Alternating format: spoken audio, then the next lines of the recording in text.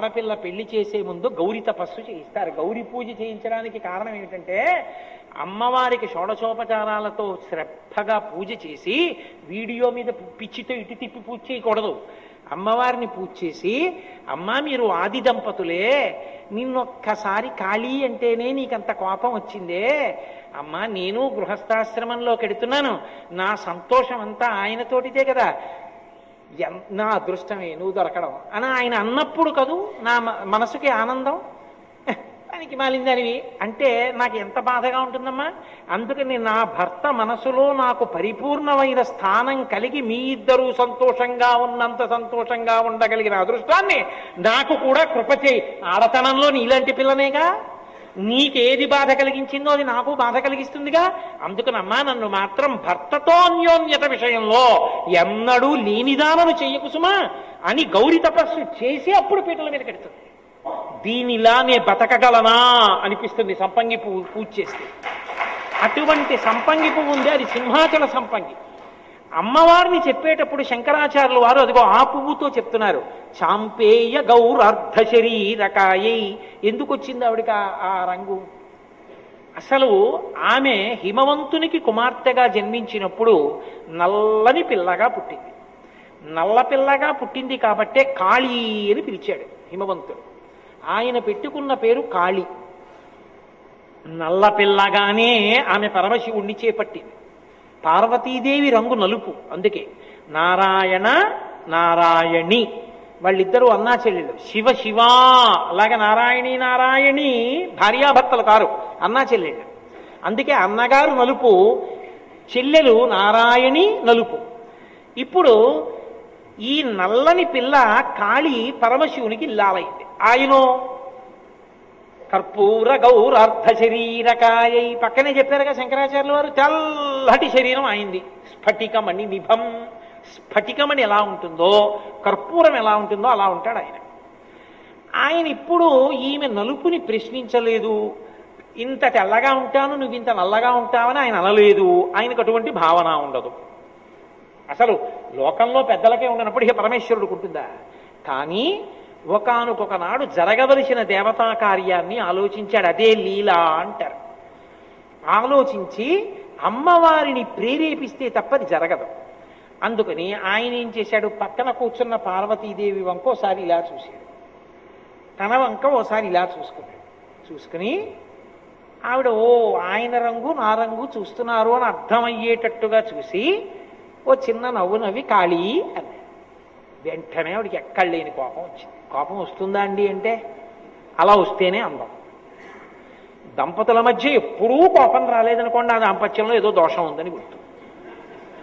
దంపతులు అన్న తర్వాత ఎక్కడో చిన్న అలక రావాలి, ఎవరి ముందు మాట్లాడుకోవాలనుకోవాలి, కొంచెం కోపం నటించాలి, ఆ తర్వాత కలుసుకోవాలి, అదో మాధుర్యం.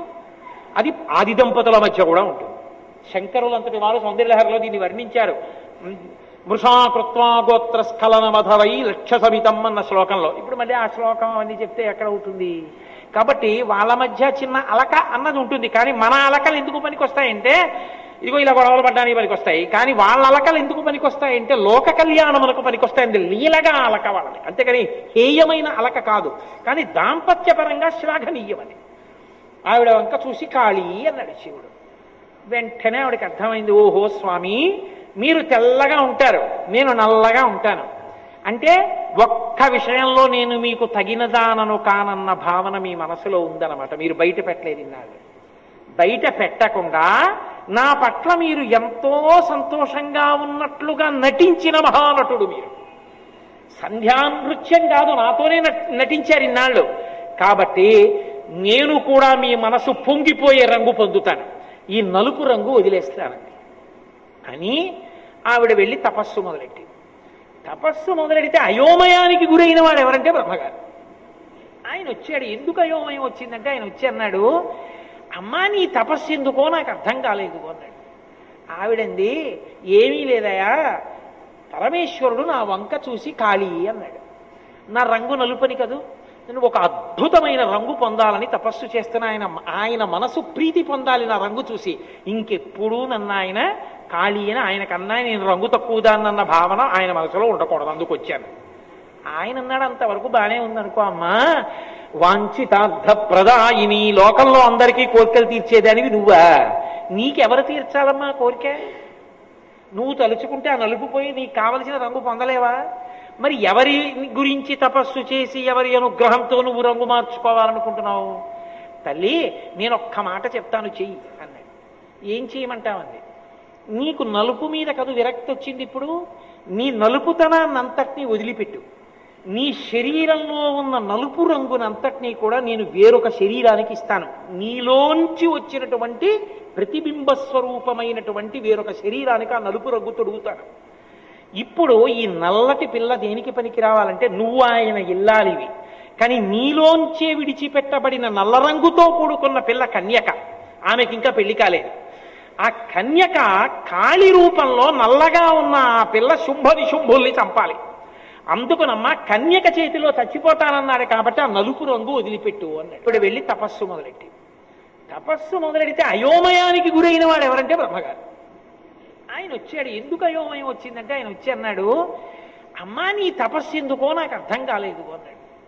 ఆవిడంది, ఏమీ లేదయా, పరమేశ్వరుడు నా వంక చూసి కాళీ అన్నాడు. నా రంగు నలుపని కదూ, నేను ఒక అద్భుతమైన రంగు పొందాలని తపస్సు చేస్తున్న ఆయన మనసు ప్రీతి పొందాలి నా రంగు చూసి. ఇంకెప్పుడూ నన్ను ఆయన కాళీ అని ఆయనకన్నా నేను రంగు తక్కువదాన్నన్న భావన ఆయన మనసులో ఉండకూడదు, అందుకు వచ్చాను. ఆయన అన్నాడు, అంతవరకు బాగానే ఉందనుకో అమ్మా, వాంఛితార్థ ప్రదాయిని, లోకంలో అందరికీ కోరికలు తీర్చేదానివి నువ్వా? నీకెవరు తీర్చాలమ్మా కోరిక? నువ్వు తలుచుకుంటే ఆ నలుపు పోయి నీకు కావలసిన రంగు పొందలేవా? మరి ఎవరి గురించి తపస్సు చేసి ఎవరి అనుగ్రహంతో నువ్వు రంగు మార్చుకోవాలనుకుంటున్నావు? తల్లి, నేను ఒక్క మాట చెప్తాను, చెయ్యి అన్నాడు. ఏం చేయమంటావండి? నీకు నలుపు మీద కదు విరక్తి వచ్చింది, ఇప్పుడు నీ నలుపుతనాన్నంతటినీ వదిలిపెట్టు. నీ శరీరంలో ఉన్న నలుపు రంగునంతటినీ కూడా నేను వేరొక శరీరానికి ఇస్తాను. నీలోంచి వచ్చినటువంటి ప్రతిబింబ స్వరూపమైనటువంటి వేరొక శరీరానికి ఆ నలుపు రంగు తొడుగుతాను. ఇప్పుడు ఈ నల్లటి పిల్ల దేనికి పనికి రావాలంటే, నువ్వు ఆయన ఇల్లాలివి, కానీ నీలోంచే విడిచిపెట్టబడిన నల్ల రంగుతో కూడుకున్న పిల్ల కన్యక. ఆమెకి ఇంకా పెళ్లి కాలేదు. ఆ కన్యక కాళి రూపంలో నల్లగా ఉన్న ఆ పిల్ల శుంభ నిశుంభుల్ని చంపాలి. అందుకునమ్మా కన్యక చేతిలో చచ్చిపోతానన్నాడు కాబట్టి ఆ నలుపు రంగు వదిలిపెట్టు అన్నాడు. ఆమె నలుపు రంగు వదిలిపెట్టింది. ఆ నలుపు రంగు శరీరాన్ని పొంది వేరొక అమ్మవారిలోంచే వచ్చిన వేరొక శరీరాన్ని పొంది నల్లపిల్లగా కాళీ అన్న పేరుతో వచ్చి అక్కడ నిలబడితే, కాళీ అమ్మవారికి ఉన్న మొదటి నామం కనుక బ్రహ్మగారు ఇప్పుడు ఆ పిల్లకి కౌశికి అని పేరెట్టాడు. పెట్టి సింహవాహనాన్ని సమకూరిస్తే ఆ పిల్ల వెళ్ళి శుంభ నిశుంభుల్ని పరిమార్చింది. అంటే రాక్షస సంహారము కొరకు భూత భవిష్యత్ వర్తమాన కాలములు తెలుసున్నటువంటి పరమశివుడు ఆడినటువంటి నాటకం కాళీ అని, అమ్మవారి వలన ప్రయోజన సిద్ధి పొందాలని. అమ్మవారు మాత్రం అయ్యవారితో ఆనుకూల్యత ఎందు కించిత్ తేడా వచ్చినా ఆవిడ ఒప్పుకోదు. ఆవిడ పాతివృత్యం అటువంటిది, అన్ని విధాలా మా ఆయనకి తగిన దానం అవ్వాలి.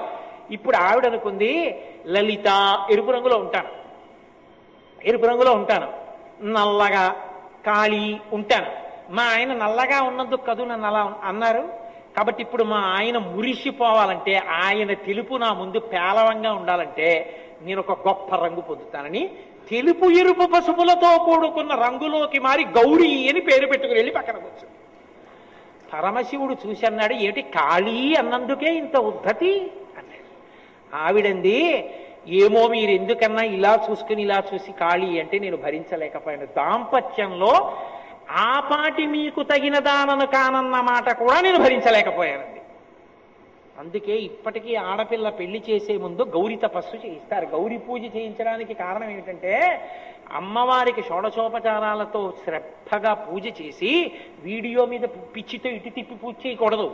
అమ్మవారిని పూజ చేసి, అమ్మా మీరు ఆది దంపతులే, నిన్నొక్కసారి కాళీ అంటేనే నీకంత కోపం వచ్చిందే, అమ్మా నేను గృహస్థాశ్రమంలో కెడుతున్నాను, నా సంతోషం అంతా ఆయనతోటిదే కదా, నా అదృష్టమే నువ్వు దొరకడం అని ఆయన అన్నప్పుడు కదూ నా మనసుకి ఆనందం.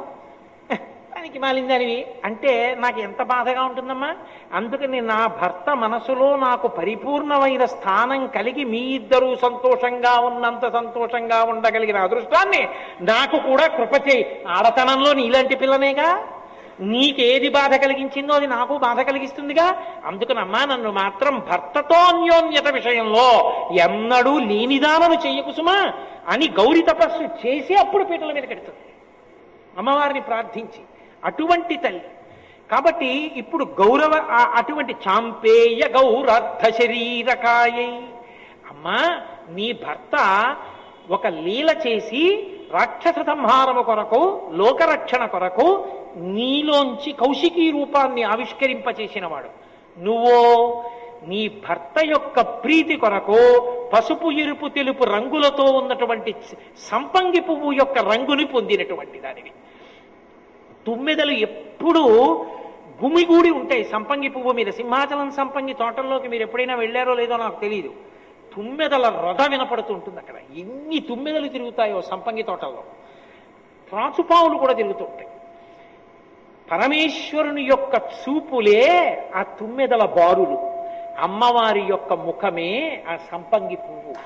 ఆయనని మహాకామేశ్వరుడిగా నిలబెట్టగలిగిన అందమావిడిది కనుకనే, ఆ పాతివ్రత్యం అటువంటిది కనుకనే కాముణ్ణి కాల్చిన వాణ్ణి తీసుకొచ్చి పక్కన కూర్చోబెట్టుకుని తాళి కట్టించుకుని కామేశ బద్ధమాంగల్య సూత్ర శోభిత కందరా అనిపించుకుంది. అమ్మా అంతటి పతివ్రతవమ్మా, అటువంటి తల్లికి నేను కొడుకునవడం నా అదృష్టం. అందుకని మొదటి నమస్కారం నీకేనమ్మా. అందుకని చాంపేయ గౌరర్థ శరీరకాయై కర్పూర గౌరర్థ శరీరకాయ. కృష్ణ భగవానుని యొక్క విశ్వరూప సందర్శనం భగవద్గీతలో ఎలా ఉంటుందో పరమశివుని యొక్క విశ్వరూప సందర్శనం కూడా అలాగే ఉంటుంది. అది ప్రపంచంలో ఉండేటటువంటి సమస్త భూతములు ఆయన శరీరముగా ఎలా ఉంటాయో చూపిస్తారు. అగ్నిముఖంబు పరాపరాత్మకమాత్మ కాలంబు గతి రత్నగర్భ పదము శ్వశనంబు నీ యూర్పు రసన జలీషుండు దిశలు కర్ణంబులు దివము నాభి సూర్యుండు కన్నులు శుక్లంబు సలిలంబు జఠరంబు జలధులు చెదలు శిరము సర్వౌషధులు రోమచయము శల్యంబు లద్రులు మానసమృతకరుండు ఛందములు ధాతువులు ధర్మసమితి హృదయము ఆస్య పంచకముపనిషదాహ్వయంబు అయిన నీరూపు సదసత్వమై శివాఖ్యయై స్వయం జ్యోతియొప్పు ఆద్యమగుచు అని. అగ్నిముఖంబు ఆయన ముఖం అగ్నిహోత్రం. పరాపరాత్మకమాత్మ పర అపర తత్వమును కలిగినటువంటి ఆత్మ ఆయనదై ఉంటుంది. కాలంబు గతి కాలమే ఆయన యొక్క నడక. కాలంబు గతి రత్నగర్భ పదము ఈ భూమి అంతా కూడా ఆయన పాదం. శ్వసనంబు నీ యూర్పు వాయుదేవుడు ఆయన యొక్క ఊపిరి. రసన జలీషుండు నీరు ఆయన నాలుకగా ఉంటుంది వరుణదేవుడు. అలా ఈ విరాట్ స్వరూపం ఆయనలో నిండిపోయి ఉంటుంది. అది ధ్యానమునందు కూడా గోచరించడానికి అవకాశమై ఉండదు. రెండవ స్వరూపం గురించి లింగ పురాణం మాట్లాడుతుంది. అందులో ఒక మాట చెప్తారు. అప్రాకృత శరీరం తం అతిమన్మథరూపిణం ఘృతరీతి ఘనీభూతం సచ్చిదానంద విగ్రహం అంటారు. అప్రాకృత శరీరం తం మనకి సప్తధాతువులతో పంచభూతములతో ఈ శరీరం ఏర్పడుతుంది. పరమేశ్వరుని యొక్క శరీరము అటువంటిది కాదు. అది అప్రాకృతమైనటువంటి శరీరము. అతిమన్మథరూపిణం అది విశేషమైనటువంటి అందంతో ఉంటుంది. ఘృతరీతి ఘనీభూతం అది పేరుకున్న నెయ్యి ఎలా ఉంటుందో అలా ఉంటుంది. సచ్చిదానంద విగ్రహం అటువంటి పరమేశ్వరుని యొక్క సాకారమైనటువంటి రూపము ఏదైతే ఉందో ఆ సాకారమైన రూపమునందు ఒక ప్రజ్ఞా విశేషం ఉంటుంది. అది చాలా విశేషమైన అందంతో కూడుకున్నదై ఉండి తెల్లని రంగుతో కూడుకున్నదై ఉంటుంది. ఇక్కడ మీకు ఒక అనుమానం వస్తుంది. అసలు ఈ రంగు అనేటటువంటిది నిజంగా భగవంతుని యందు కూడా ఆరోపితమై ఉంటుందా? అలా తెల్లగా ఉండడం, నల్లగా ఉండడం, ఎర్రగా ఉండడం ఇలా ఉంటుందా భగవంతుని యందు కూడా? అలా అయితే పరమశివుడు తెల్లగా, శ్రీమన్నారాయణుడు నల్లగా ఉన్నాడు అనుకోండి. ఉంటే వాళ్ళకి కూడా రంగులుండి వాళ్ళకి రంగుల మీద వ్యామోహం ఉండి నేను తెల్లగా బాగుంటే బాగుండేదని శ్రీ మహావిష్ణువుకి, నల్లగా ఉంది పార్వతీదేవిని ఎప్పుడో పరమేశ్వరుడికి అలా అనిపిస్తూ ఉంటుందా? నిజంగా కాదు. అది ధ్యానమునందు మనసు నిలవడానికి మొదటి మెట్టుగా ఆయన శరీరము తెల్లగా ఉంటుంది, భావించడం తేలిక. అసలు దాని ఆంతరమైన రహస్యం ఒకటి ఉంటుంది. అది మీకు అర్థమైందనుకోండి, అసలు శివుడు ఎందుకు తెల్లగా ఉంటాడో మీకు అర్థమైతే, శివుడు తెల్లగా ఉంటాడు అన్న దాని మీద అభిమానం కన్నా అసలు శివుని తెల్లతనం ఏమిటో తెలుసుకోవడం వల్ల మనం తెల్లబడతాం. అది ఎలా జరుగుతుంది అంటారేమో. లోకంలో వర్ణములు అని ఒక మాట, వర్ణములు అంటే రంగులు, రంగులలో 7 రంగులు ఉంటాయి. అందుకే ఇంద్రధనస్సుకి 7 రంగులు. చిన్నతనంలో సైన్స్లో వాటిని విబ్జియార్ అని పిలుస్తూ ఉంటారు. Violet, IndiGo, blue, yellow, green, orange, red. ఇవి 7 రంగులు. 2 రంగులు కవు, తెలుపు నలుపు 2 రంగులు కవు. తెలుపు అన్ని రంగులను బయటికి వదిలిపెట్టేస్తే తెలుపు, అన్నిటినీ లోపలికి పుచ్చుకుంటే నలుపు. అందుకే తెలుపు రంగు కాదు, నలుపు రంగు కాదు. ఈ 2 రంగులలోకి తీసుకొచ్చి చెప్పకుండా మిగిలినవి రంగులుగా చెప్తారు. ఇందులో కూడా గమ్మత్తు ఏమిటంటే, తెలుపులోంచి మిగిలిన రంగులు విడివడే ముందు మొదట ఎరుపు విడివడుతుంది. మొదట ఎరుపు బయటికి వస్తే మిగిలిన రంగులు బయటికి వస్తాయి. ఎరుపు మొట్టమొదట తెలుపులోకి వెళ్ళిపోవడం మొదలు పెడితే మిగిలిన రంగులన్నీ తెలుపులోకి వెళ్ళిపోతాయి. అందుకే అమ్మవారి గురించి లలితా సహస్రనామ స్తోత్రంలో ఎప్పుడు చెప్పినా అరుణాం కరుణా తరంగితాక్షీం, ఎర్రని రంగు అంటారు. అంటే పరమేశ్వరుడిని నుంచి విడివడి జీవుడిగా నిలవడం అనేటటువంటి మాయ ఎక్కడ ప్రారంభం అంటే అమ్మవారి యొక్క విశేషం చేతనే ప్రారంభం. అందుకే ఆవిడ ఎరుపు. మళ్ళీ శివుడిలోకి కలిపేది కూడా ఎరుపే. ఆ ఎరుపే తెలుపులోకి కలపాలి, ముందు ఎరుపు వెళ్ళాలి. అందుకే అమ్మవారిని ఎరుపు రంగుతో సంకేతిస్తారు. పరమేశ్వరుడు తెలుపు. తెలుపు అంటే అన్నీ ఆయనలో ఉన్నాయి, అన్నీ ఆయనలో ఉన్నవి ఆయన బయటికి విడిచిపెట్టేస్తాడు. అందుకే తెలుపు ఎప్పుడు బయటికి వదిలిపెట్టేస్తుంది. వేసవి కాలంలో తెల్లని బట్టలు వేసుకోండి, తెల్లని బట్టలు వేసుకోండి అని ఎందుకంటారంటే, తెల్లని బట్టలు వేసుకుంటే చల్లగా ఎందుకు ఉంటుందంటే బయటికి వదిలేస్తుంది వేణ్ణి.